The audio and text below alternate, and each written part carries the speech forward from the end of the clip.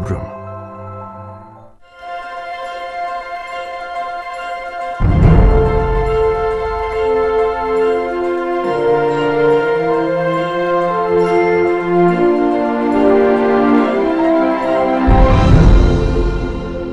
Välkomna till ett vintrigt Oslo dit hela världens blickar dras när fredspriset delas ut. Här finns media från hela världen och många tv-kanaler sänder. Och det är kanske speciellt intressant i år eftersom priset till EU är kontroversiellt. Det är ju många som menar att det är fel att ge priset till EU just när unionen genomlever sin kanske värsta kris någonsin.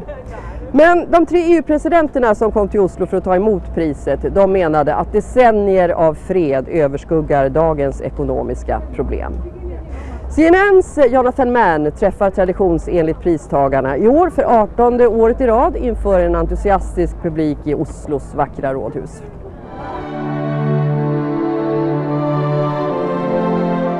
After centuries of war, an unprecedented partnership, an enduring peace, and the promise of prosperity, mired in protest.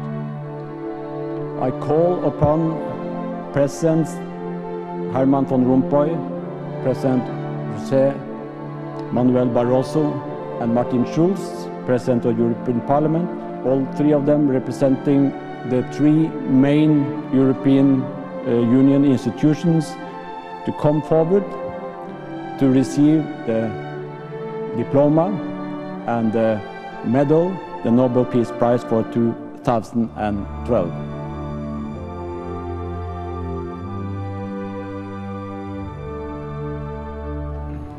Hello and welcome. The Europe that uses the euro is in recession. It has unemployment rates that are astonishingly high. It has millions of its people who are frankly enraged. It's an awkward time for the European Union to receive the Nobel Prize for Peace, but it has, in this room, just hours ago. In the coming hour, we're going to talk about the prize and the timing with the 3 European Union leaders who've come to Oslo to accept the award on Europe's behalf. So let's welcome and congratulate from the European Union, José Manuel Barroso, President of the European Commission. Herman Van Rompuy, President of the European Council. And Martin Schulz, President of the European Parliament. Gentlemen.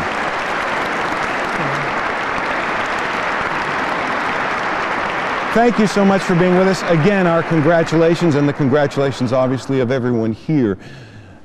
It's no secret, because of the European Union, Europe is now not just a place, it is a promise. So why don't we begin very briefly by having a look at why it was chosen for this year's Nobel Prize for Peace. Look past the protests in the streets of Spain and Greece. Look past the high-level talks and tangled finances. I believe that we won't get the unanimous decision we want in this round either. Look back to the centuries of war in Europe and the millions killed. A landscape now so completely at peace that virtually no one notices. The European Union was born out of the ashes of World War II as a way to unify the continent and keep it from fighting yet again. The Norwegian Nobel Committee says the EU has succeeded. Over a 70-year period, Germany and France have fought 3 wars, the committee said. Today, war between Germany and France is unthinkable. This shows how, through well-aimed efforts and by building up mutual confidence, historical enemies can become close partners. The partnership now includes 27 nations, with more waiting to join. 500 million people grappling with their own national politics, evolving European institutions, and a common currency that has led the EU to crisis. You see people participating in demonstrations more and more. The social awareness is noticeable. This year we had more demonstrations than the last 20 years. We're live in Oslo, and I'd like to settle one thing, because people will be watching this and wondering why there are 3 EU presidents here to accept the Nobel Prize. So let's just settle this, and correct me if I'm wrong. You, as President of the European Commission, represent the machinery of the European Union government. You, as President of the European Council, represent the leaders of the 27 member nations. And you, as President of the European Parliament, represent the closest democratic link between the EU and its citizens, the lawmakers who represent Europeans in Brussels. And so we have institutions, we have state, and we have citizens. Fair enough? Absolutely. Okay. Having done that for everyone's benefit, let me turn to the matter at hand, which is we're going to hear about a lot of problems and complaints, but today the European Union is celebrated here in Oslo for its achievements. And I want to ask each of you in turn, if you could name one thing, one thought, one sentence that sums up really not what the European Union is still promising, but what it's actually delivered. José Manuel Barroso, can we start with you? First of all, peace. In fact, it was the European Union that was consolidating peace, reconciliation among its members, but not only peace, freedom and democracy. In fact, it's a lighthouse for freedom and democracy. Look at the Central Eastern European countries or the Baltic countries. When they recovered freedom, they wanted to join the European Union precisely to consolidate freedom and democracy. Okay, I'm going to cut you off on that thought. President Rompuy. Because the same, we delivered peace, which is a major achievement. I was born after the war. And during all my lifetime, I never had another experience than peace. I am the first generation since centuries who get through that experience. And second point is prosperity. And it is difficult to say in those days of difficulties in the Eurozone. But for most of our countries, by the creation of the common market, it created a huge potential. For my region, for instance, we doubled our prosperity in 12 years' time in the 60s and the 70s. Okay, I'm going to cut you off on that. Peace, freedom, prosperity. Martin Schulz, what do you add to that? Security in the 21st century. The member states of the European Union alone are weak and small.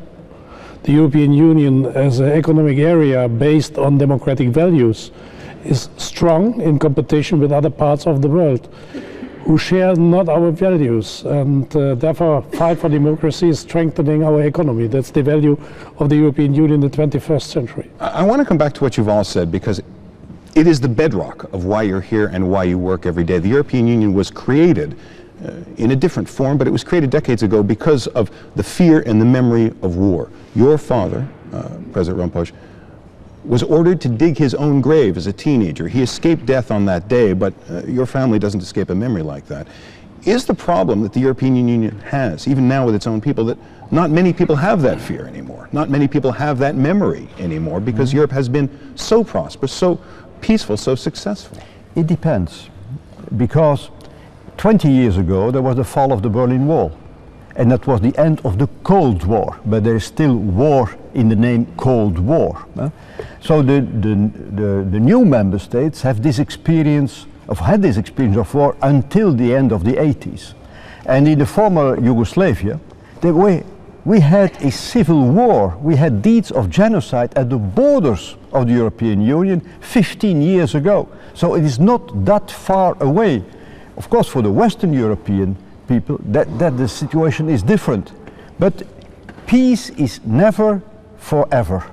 So we have to keep this idea of peace and reconciliation alive, because we are working for history. We are not working for the day today or tomorrow. We are working for history. Does the EU get all of the credit, though? I mean, what about the good sense of the people of Europe who've learned something from the recent centuries? And what about, frankly, the presence of U.S. troops in the countries of the united Europe, keeping the peace as well? I mean, the EU gets some of the credit, but really, should the people of Europe, should the soldiers of the United States get some of the credit, too? Yes, of course. It was very important, namely in the period of the Cold War, to have the support of the United Nations and of NATO. But in fact, the European project goes beyond that. It is not just a cooperation for defense matters, but with the aim of peace through economic integration to create a true community. So it's go beyond, and based on democracy, which was not always the case, to be honest, with NATO. Where the dream has become a disaster, the Euro crisis, All around me there are people who have lost their job and can't find another option. I can't recognize my people. I do not recognize my country anymore. I think that everything we do is useless. Also, our vote is useless sometimes. The simplest way to understand this year's Nobel Prize for Peace may be, it's not about the money. But it's hard to have a conversation about the European Union without it turning to the euro. In fact, it's what every conversation, what every debate about the EU has become. The euro was introduced for institutions in 1999 and as coins and currency in 2002 with bright lights and big expectations, but its pitfalls also plain to see. It was a currency that didn't fall under the clear control of any single government, any single government's budget, or any single banking regulator. It was a currency that individual countries could adopt but not easily abandon. It was a currency that took interest rates and exchange rates out of their control. The advantages of a stable, continent-wide currency seemed enormous. The poor countries of Europe seemed to be getting rich, the rich countries getting richer. But all the while, governments and businesses that probably should have known better borrowed way too much money from banks that probably should have known better too. In 2009, Greece admitted its debts were out of control. Several other countries faced a debt crisis too. The most tangible element of the new Europe has brought trouble. The thing is that a lot of economists predicted exactly the kind of trouble that the euro is having now. They were right, weren't they? First of all, let me say the euro as a currency is very stable, very strong. It's one of the two most important currencies in the world. And if you look at the euro, its value remains strong and stable. What we had, and we still have, is a crisis of stability in the eurozone, but let's put it frankly, not only in the eurozone. Lehman Brothers was not in the eurozone. Countries outside of the euro had big problems, like Iceland, that is not even a member of the European Union.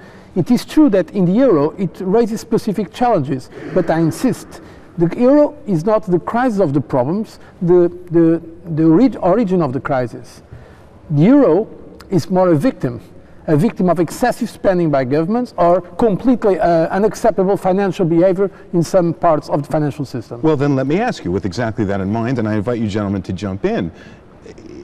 Overspending by governments of a currency introduced by European Union leaders, was it the eagerness of the European Union to introduce this currency, and was it lax oversight of what governments and banks were actually doing to it that are to blame, and ultimately the responsibility is the leadership of the European Union? It is true that we did not have the instruments. Only now we are trying to have a common supervisory system. So what was going on in terms of the financial system was the responsibility of national supervisors, not of the European institutions. And only now, in the middle of the crisis, as we have been saying, we are building the lifeboats in the middle of the storm. It's of course difficult, but we are doing that, and so the euro and the European Union are part of the solution. They are not the cause of the problem. Well, that's interestingly put. Let me just bring people in who aren't following this as closely as you are. You are literally in the midst, the European Union, of developing, for example, new regulations, new institutions for banking supervision to make sure that everyone knows really what's going on inside the banks that are lending all of this money. That's going to come up again at a summit next week. So that's literally in the news today, but one wonders, you say this is going on in the middle of the storm. The storm didn't happen because of Mother Nature. The storm happened because of men and women who created this currency and established it and gave it... That's not true. I disagree entirely. I share the view of José Manuel, who said we have a strong currency. Today the euro is $1.30. When it was introduced it was $1.17.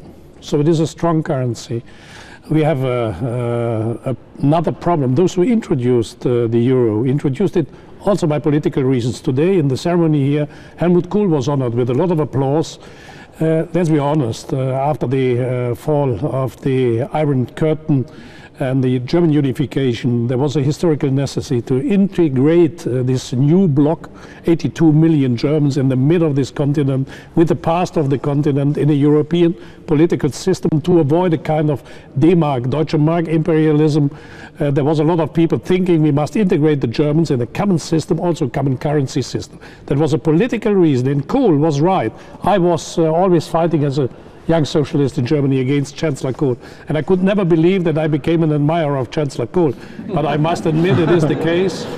And therefore I say he said, we need an economic union, a monetary union, and a political union. And this is exactly the problem. We failed to create the political union. One moment. Yes. The United States of America, one economic area, one currency, one central bank, one government. And we have one economic area, one currency, one central bank, and 17 governments running in all directions. That's the problem of the euro. And in essence, what you're trying to do now is solve a problem you could have addressed a decade ago. Is that fair? No, what we are doing now is correcting the original flaws in the monetary union. And we are working at two levels. At the level of the member states, they are correcting their imbalances. And in any case, they had to do so. Because if, for instance, a country as Greece, they had a deficit of 15% of GDP, you have to correct this. Euro or no euro, you have to correct this. There were flaws in terms of competitiveness in some of the countries. They are working very hard. Their labor costs are now increasing slower than in Germany and many other countries. Portugal, Greece, Spain is winning in terms of competitiveness. So we are correcting at the level of the member states and correcting the architecture of the Eurozone at the level of the Union.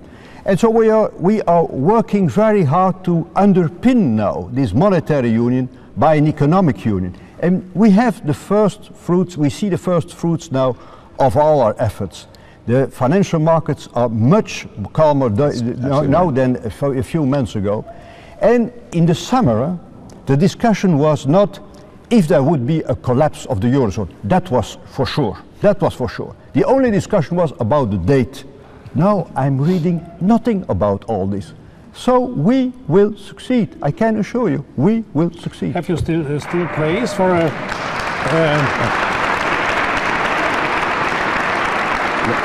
I want to add what my two colleagues said, one thing, because it is CNN and because it is a unique chance. You have in your wonderful country the rating agencies in New York. I have nothing against rating agencies. Ratings are necessary.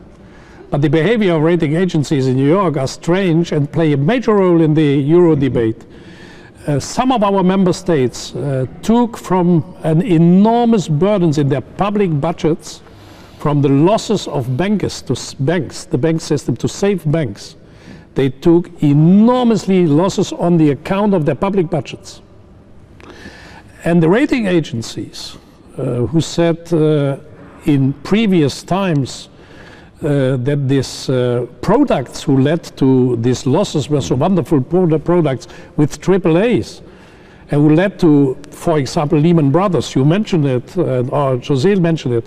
And then the follow-up of Lehman Brothers, public budgets had to save the bank system. The same rating agencies say now, yeah, but such budgets are not, we can't trust to such budgets. So my proposal is we should discuss perhaps more about more transparency in the financial markets and another role of rating agencies. Okay, that may be for another day, though, I confess. We're going to take another break. When we come back, we're going to shift our gaze to a place where the promise turned into poverty. From Oslo, we'll look at Athens. Πιστεύω ναι, πως θα έπρεπε να δώσουν πολύ περισσότερη προσοχή στους νέους, να κοιτάξουν για την ανεργία που πεινούν, που βγάζουν, σπουδάζουν και όλα αυτά. Πιστεύω θα ήταν πολύ καλό για μας. Economists predict that Greece will enter its 6th consecutive year of recession in 2013. Think about what that means. Things started getting bad in 2008 and they got worse in 2009. They got worse still in 2010. They kept getting worse in 2011. They got worse this year. And once again, things are going to get even worse next year in 2013. And you don't need an economist to explain that. Here's Matthew Chance. At this soup kitchen in Athens, the growing ranks of Greece's new poor. Former office workers, shopkeepers, pensioners, laid low by their country's economic despair. Like Andreas, a retired merchant seaman who says he hasn't received his pension for 5 months and simply can't afford to feed himself. Is food, is good food? Yeah. Fresh food, cooking, and give help to a lot of poor people, including me. But many Greeks were angry at being seen here, or too ashamed to be identified on camera. 72-year-old Alexander would only speak to us if we hid his face. He told me his family owned 2 clothes shops in Athens, but lost everything when the economic crisis hit. People no longer buy expensive designer fashions, he says. You're seeing here in this soup kitchen people who just a year ago were ordinary European citizens. They shopped at supermarkets, they had apartments, they had jobs. They've seen their standards of living drop off a precipice, and that's the real Greek tragedy that's being played out in reality across this country. Yet we also found a strong sense of resilience here. Things, they're gonna change. We're gonna make sacrifices, but we're gonna survive. We are going to survive, this is guaranteed, because we survived 5,000 years almost, and we're gonna survive again. That's all. It is grim. It's unbelievably grim in Greece, in Spain, and other places. So let me ask you honestly, would everyone have been better off if Greece had not entered the Eurozone? No. The reality is that the problems of Greece are not created by the euro. They were created by excessive spending, by tax evasion, tax fraud, lack of administrative capacity, and this also with structural problems of lack of competitiveness. So with or without euro, Greece would have been doing this kind of efforts with a difference. In the euro, Greece is receiving support of all the other countries of the euro area, and it is thanks to that support that Greece can get the financing that could not get in the markets. That's why I'm curious about whether everyone else would be better off if Greece hadn't entered the euro, or if things had gone differently. And what comes to mind is a matter of the public record. Greece entered the eurozone by lying about its budget deficits, and it acknowledged that a few years later. And then, years went by, it acknowledged again it was lying for years about its budget deficit. The strong support of Goldman Sachs. Well, there are plenty of people to blame, absolutely, and you know, we're not the jury on this, but you are leaders of the European Union, so let me ask you, was it a colossal failure by European leaders to let this happen not once, but twice, in fact more than twice, several times? Yeah. Okay, I think I can say to you, in my commission, because we have responsibility in supervision, in terms of the budget, in the first mandate of the Commission, we asked the European governments, give us powers to make direct audit of national statistics. The answer was no. Not the Greeks. Others said no, because of sovereignty, we don't give you. Because precisely, there were already rumors regarding the credibility of Greek statistics. Mm-hmm. The second Commission, that was my first proposal on the table. Now I need these instruments. Now we've got it. Now we have this power to go and control what's going on in national statistics. So once again, the cause of the problems of Greece was not the European Union or its institutions, was the fact that their behavior was not according to the rules. And now we have instruments that before we were missing to control the national budgets. And this is indispensable if we want to have a common currency. I want to turn to you because you keep mentioning the involvement of New York investment houses. Yeah. And in fact, a New York investment house was very involved in helping the Greeks hide their deficit. Angela Merkel called it, depending on how you translate it, a scandal or a disgrace. But let me ask you, if it's not an equally great scandal or disgrace, that to this day, no one in Greece has been punished for this enormous repeated deception. If you tried to steal that much money from a bank, you couldn't carry it off, and you would certainly go to jail. That money disappeared and no one has been punished. Yeah, you are right, and we must discuss for sure to take the necessary consequences. José Manuel, Herman and I in our institutions, we are for sure believers working on structures to avoid that such mistakes could be repeated, but it is not helpful for the time being. I'll give you an example to compare with the United States. Clinton left the budget with surplus. Bush left the highest sovereign debt. But to which extent this is useful to overcome the fiscal cliff? So we should not discuss about the past. We must come out of the difficult situation in the time in which we are living now, and therefore my recommendation is more social justice in Greece. What you just showed is also my experience when I go to the country.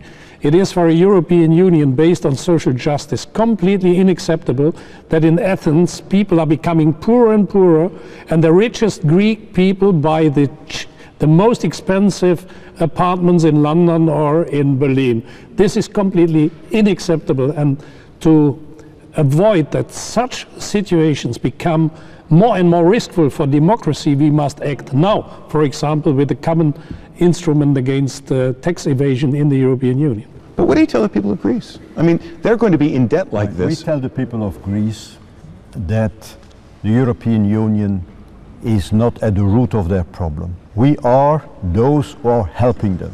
I started my mandate as President of the European Council with the Greek crisis. The one has nothing to do with the other. But I started my career with the Greek crisis.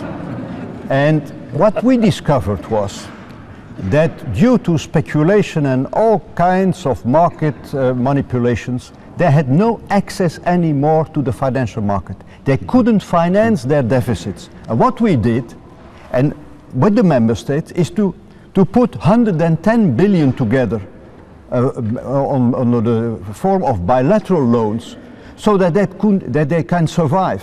And this was not enough. Afterwards we made a second effort, 130 billion on loans. Of course they had to repay those loans, and otherwise they couldn't have survived. Mm-hmm. It was the markets who created in some way the problem, and the previous Greek government. We are there to help the Greek people. Without the Greek people, there was no survival of their economy, and they were frustrated. There's an expression you may know, there's an elephant in the room. It means there's something big and obvious you have to address. Well, there's an elephant in the European Union. It's Germany. I thought it would have come at a funny moment, as at this time there was lots of riots going on in the European Union. I thought, well, bad timing. However, I think the idea is right. I believe Europe really is a reason for peace and stability in Europe. Former German Chancellor Helmut Kohl once explained that he pushed so hard for the creation of the euro because, in his words, Germany needs friends. Well, Germany's got more than friends. It's got a European economic crisis on its hands. It's got a lot of anger in the countries it's trying to help, and it's got a lot of explaining to do to its own people. Here's Diana Magne.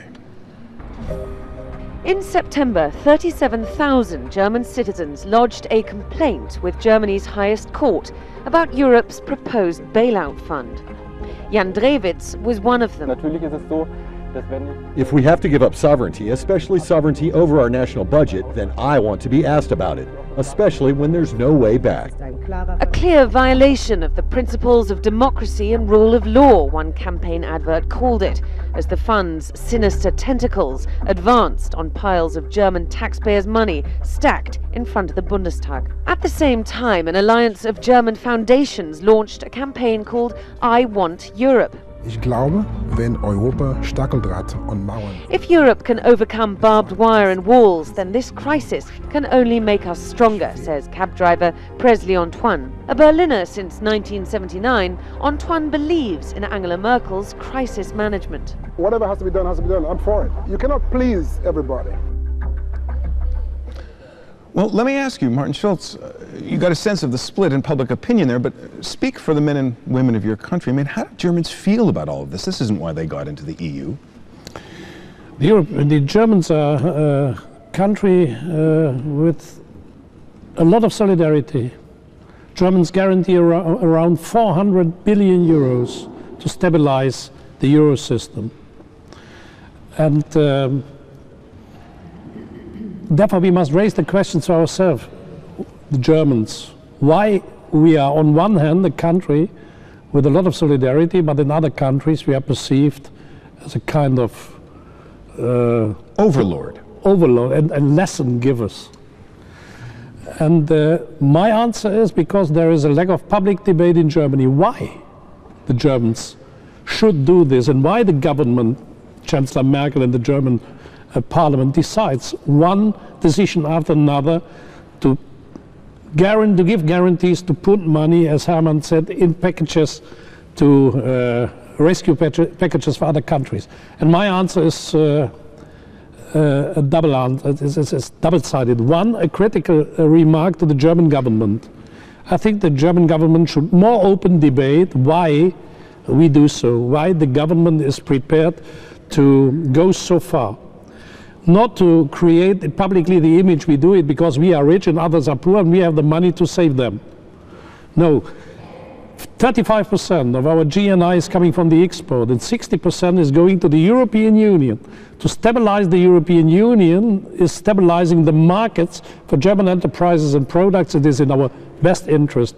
And secondly, I think we should, as Germans, be courageous and openly say in the European Union, those who give guarantees, in public life as in a private life, have the right that those who get the guarantees do everything to avoid that the guarantees will be taken, and therefore we can ask reforms in the European Union. Okay, you've touched on a lot of ground there, but let me turn to you, José Manuel Barroso. We're talking about billions of euros guaranteed by the German government.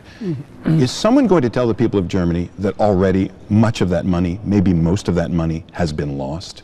It will never come back. The German people probably, if you want an open debate, might want to think about that. I don't think the money is going to be lost. One thing I can tell you very clearly. If there is a default in some of our member states, it will be much more expensive, including for Greece, for Germany. If there is a default in Greece, it will be more expensive for Germany. Fair enough, but there are ways that the money could be lost without a default, and in fact, that might be the way to avoid default, is by Germany forgiving a lot of these loans or paying Germany is earning a lot of money for the time being. Until now, that point is not in the agenda. I think that we're able to avoid the default in Greece against all the doomsayers, all the prophets, all the Cassandras that we heard. Many of them were making a bet that already now Greece will be out of the euro. And let me tell you this, as Commission President and non-German, Germany is a country, also because of it's the richer country, that is being putting the most money to solidarity. And all the decisions have been for more solidarity. At the end, in the Bundestag, in the German parliament, there is a huge majority, not only the main parties of the government, but the main opposition parties have been supporting. There is a lot of debate, yes, divisions, but at the end, they have been always saying yes and more. Germany is pushing for a political union in Europe, so I think it is fair to recognize that the current problems we have were not created by Germany. Absolutely right. Let me add, and you're going to step in on this. The guarantees are not only given by Germany. They aren't. Germany is the most powerful. Germany is 25% of the GDP of the Eurozone. 75% is coming from other countries. Yes. And the decisions in the European Council and the Eurozone are not made by one country, but by 17 in the Eurozone and 27. It's my role also that they all agree at the end. And it's a caricature to say that if Germany has spoken, and I'm always listening to the Chancellor and to what Germany is saying, but when Germany is speaking, the things are solved. Not at all. That's why we are gathering so many times, and that so long time during the night even, because we discuss this and we have to agree with 27. So don't overplay the role of one country. Fair enough, and it touches on a very important point, which is even in places where German solidarity has been so evident, where the help has been needed and provided, you see depictions, for example, of Chancellor Angela Merkel as Hitler. You see her in a Nazi uniform, and I'm curious how Germans feel about that. This is completely unacceptable, and I was in Athens, I spoke in the parliament in Greece, and I got some such messages as well, and I must have the chance to repeat it here, what I said there. This is completely unacceptable. Angela Merkel is, I'm belonging to another party, and in Germany I'm running not in favor of Angela Merkel, but one thing is clear. You can disagree with Angela Merkel, but Angela Merkel ran in the German parliament, as José said, also asking the opposition to support her for an enormous amount of solidarity, and therefore it is completely inappropriate to compare democratic German politicians with Nazis. But there is one element which is worrying me a lot. And I repeat what I said. The German government is obliged to explain to the German taxpayers. You showed in your short film people in Berlin who said why we should pay for others. I repeat once more. The German taxpayer should know, first of all, Germany had a lot of profit from the euro until today. We are the country earning most of the money in the Eurozone. We have a profit. We earned even around 40 million euros from the sovereign debt and the credits we gave to the Greeks. The Germans had a profit from it. And secondly, therefore, it is not an act of charity to help other countries. It is for Germany more than for any other country important that the euro is stabilizing the single market in the European Union, because no other country is exporting more goods and services to the Eurozone than the Germans. Don't give too much importance to caricatures. Because you always find people in all the different countries who are making caricatures. I'm portrayed as a dictator. I will ask you, ai-je l'air d'un dictateur? Silvio Berlusconi made a joke of that kind at your expense, and he's running for premier again on a platform that's already emerging. This is a serious debate. I know, in a serious way, he's emerging as a man who may be the premier again in Italy. One thing I would like, because CNN is a really great global network, and I want to make a point. Some of the ways people look at Europe outside is still with the logic of that the countries, they are absolute powers. Because people think about United States, think of about China, and the European Union is a different construct. It is not one country that decides. It is a real compromise. I'm now for this position for 8 years in all those European councils that are now chaired by Herman Van Rompuy. In the European Parliament also we work. And it's a different construct. It's a give and take. It's a permanent give and take. So, in fact, sometimes there is some kind of caricature. People think, oh, it will not work. How can different countries agree? I had that question very often when I go to my friends in the United States. And they ask me, do you really believe the Germans are going to support the euro until the end? And I said, yes. I have no doubts about it, because it's essentially important for Germany, the success of the European Union and the success of the euro. So what I ask you to understand, namely international audiences outside of Europe, is that this is indeed a new construct that is not the traditional sovereign state, but it's working with difficulties. We are far from perfect. We have a lot of problems, and we are not complacent about our problems. But it's working, and at the end you'll see that we are going to overcome the difficulties. And that's why you're here in Oslo today, in fact. Serious or silly, the strange dance we call the Strasbourg two-step. We'll talk about that in just a moment. Hombre, en parte es un honor, pero creo que hay gente que se lo merece más, o que ha luchado más por los derechos humanos. If the euro has become a symbol of all of the frustrations of the new Europe, maybe European passports are a symbol of all of the freedoms and opportunities the new Europe affords. The truth is, if you're for or against the European Union, there are a lot of individual things you can focus on. Tim Lister has a look at that. There was the EU's proposal to ban overly bendy bananas and curvy cucumbers, the uproar over how much salt German bakers could use. And last month, farmers sprayed the European Parliament with milk in protest at prices, all fodder for the notion that Europe is remote from its citizens. The Commission, appointed, not elected, a Parliament that's in Brussels 1 month, Strasbourg the next, at an estimated cost of some $200 million a year. As governments and families cut their budgets this year, the European Commission proposed a 6.8% increase in its own. An outcry followed. But amid sometimes less than stellar PR, the power of 27 countries acting as a bloc gives the European Union serious firepower.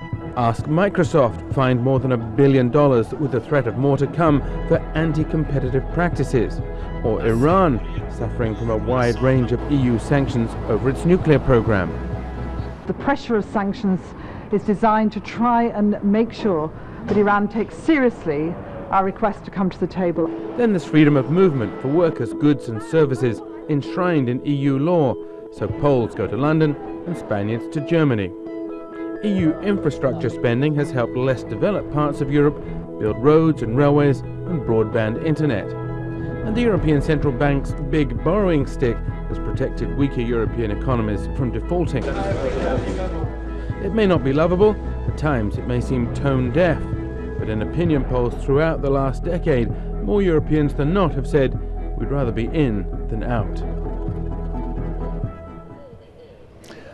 There are a lot of things we could focus on, and maybe it's unfair to pick one, but I'm going to do it anyway because it's not terribly serious. It just seems silly. Martin Schulz, the Parliament meets in Brussels, but every month 5,000 people, which is all the members of parliament and all of them, some of their clerical staff and the translators and the support people, get up and move to Strasbourg, and they take tons of their paperwork with them, and they work there for a little while, and then they come back, they put themselves back, and then they do it again the next month, 12 times a year. It doesn't make any sense. It seems to symbolize something about the European Union. Why do you do it? First of all, the European Union is based on treaties between sovereign states. We are not a federal state. The European Union is not a federal state like the United States with the capital and the parliament and the government sitting in the capital. This is different in Europe. You see, we are 3 institutions. Now you pick my institution. I'm picking on yours. The seat of the European, seat of the European Parliament is Strasbourg, not Brussels. And this is written in the treaty. So it is wrong what you are telling. We are not going every 3 weeks from Brussels to Strasbourg. We are going after the Strasbourg week to Brussels. So which changes everything, really, when you think about it. No, this is a very important point. And if you want to change it, you need a unanimous vote. All the members. This is protocol. One moment. A unanimous vote of the European Council, and you just happen to have the head of the European Council sitting next to you. So you could fix this. No, yeah. Herman can't fix it. I only have 1 member. I need 27. 27. Yeah. So let me finish. I can tell you. So this is a protocol, Protocol 6. In the Protocol 6 is written: the seat of the European Parliament, Strasbourg. The seat of the European Commission is Brussels. The seat of the Central Bank is Frankfurt. The seat of the Europol, European Police, is Den Haag. So and there's something in Luxembourg as well, right? Yeah, the administrations are in the court. The European Court of Justice is in Luxembourg. So if we open this box of Pandora to change the seat of the Parliament, you have immediately the proposal, for example, of people who say, okay, we give the European Parliament to Brussels, wonderful, and therefore the Central Bank is coming from Frankfurt to Strasbourg. Chancellor Merkel will say immediately no. So you can imagine you have an additional veto. This is very difficult. But let me tell you one thing. You were present today here when the German-French reconciliation was mentioned by Torben Jagland. There was a wide applause here. And Chancellor Merkel and President Hollande stand up, raised their hands. Even more enthusiastic applause. For the reconciliation between these enemies, eternal enemies, Strasbourg is a symbol, which costs, by the way, not 200 billion euros. This is completely wrong. No, he said 200 million US dollars. I think it's what, 280 million euros? This is completely wrong, but let's not discuss about these details. This is really it's wrong. Money. Strasbourg is a symbol for European unity, and therefore I think those who want to change the treaty most are the Brits. But only and exclusively on which is concerning Strasbourg. So I make a proposal. We discuss about the British rebate and in the same time about Strasbourg. This year's Nobel Peace Prize comes with $1.2 million. It's a lot of money, but interestingly enough, it's less than it might have been. The award was actually reduced from 10 million Norwegian kroner to 8 million Norwegian kroner. The reason? Hard times. Still, it is $1.2 million. The European Union has to do something with. José Manuel Barroso, what are you going to do with it? What we have decided was to increase it, so putting the equivalent and something more. And so we are going to give those 2 million euros. In dollars is much some more dollars. Mm-hmm. We are going to give those 2 million euros to children in conflict zones, in wars. And so to support children, and we are going to announce the organizations that are going to receive it on the 18th of December in Brussels. So it's a concrete contribution. Let me tell you that recently I was in Jordan, in the Middle East, and I visited a camp of refugees from Syria. I was there with young girls that were studying in a camp organized by UNICEF. I was visiting it with the Director General of UNICEF, Anthony Lake. And he told us and told the media, without the European Union, these girls and boys, they could not be studying, they could not have schools. Their towns were destroyed by the war in Syria. And now, thanks to the European Union support for this project of education, they are studying, they have their school under the tents. And this is something I want to make the point about Europe as well. The European Union and its member states are responsible for almost 60% of the world aid for development and humanitarian aid as well. it's a great project also in terms of what we can do globally. That's why, to paraphrase my friend Herman Van Rompuy, we are proud to be European. Let me ask you a question. It's a worthy project.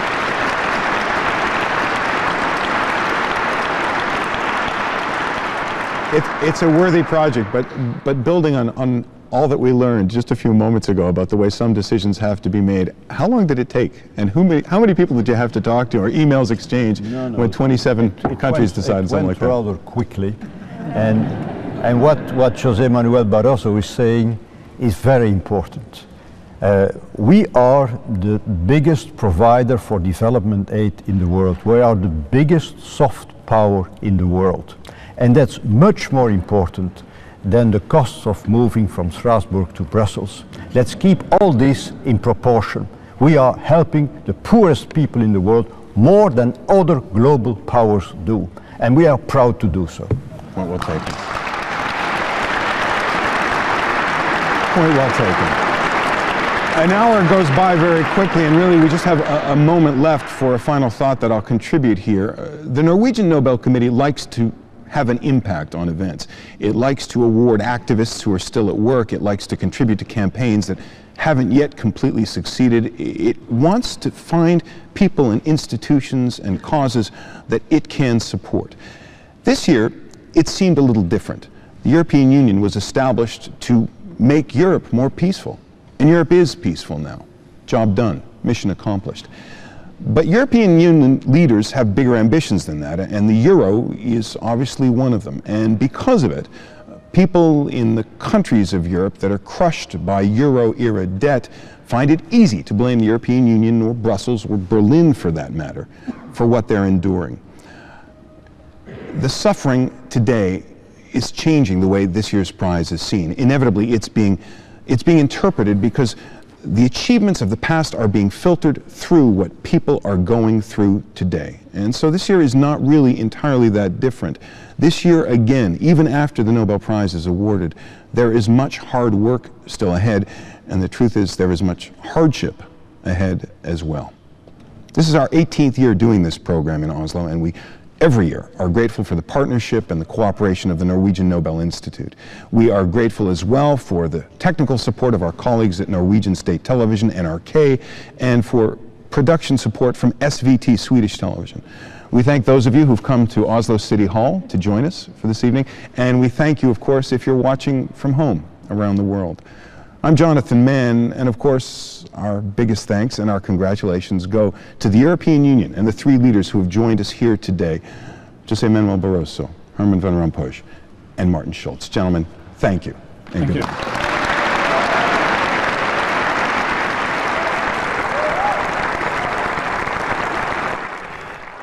Missa inte lördagens fredspriskonserter i Oslo med bland andra Lale, Sil och Kylie Minogue. Startar gör den klockan 20. Måste man lida för att göra bra konst?